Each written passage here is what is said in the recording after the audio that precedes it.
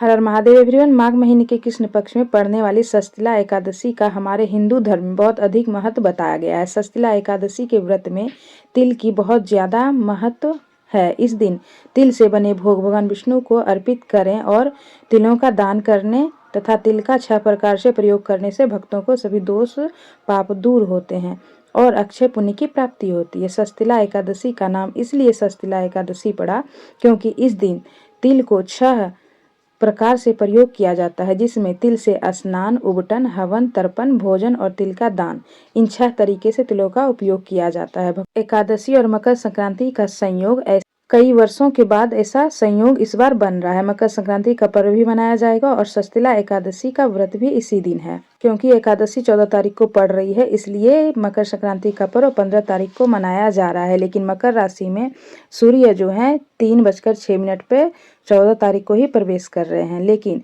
उदया तिथि के अनुसार और एकादशी के दिन हम लोग चावल का प्रयोग नहीं करते हैं और मकर संक्रांति में खिचड़ी बनाई जाती है और दान भी की जाती है। तो इस कारण से इस बार की मकर संक्रांति 15 तारीख को मनाई जा रही है।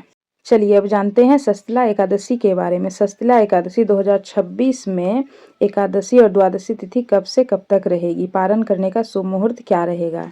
माघ मास के कृष्ण पक्ष की एकादशी तिथि इस बार 13 जनवरी दिन मंगलवार को दोपहर में 3:18 से शुरू होगी। एकादशी तिथि 14 जनवरी दिन बुधवार को शाम 5:53 पर समाप्त होगी। इसलिए इस बार षष्ठिला एकादशी का व्रत केवल 14 जनवरी दिन बुधवार को ही रहेगा।